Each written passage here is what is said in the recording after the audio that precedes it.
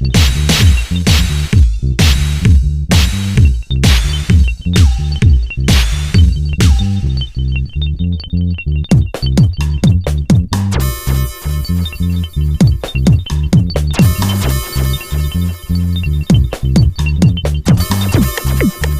Everyone, अस्सलाम वालेकुम। I am zeenu and welcome back to my channel.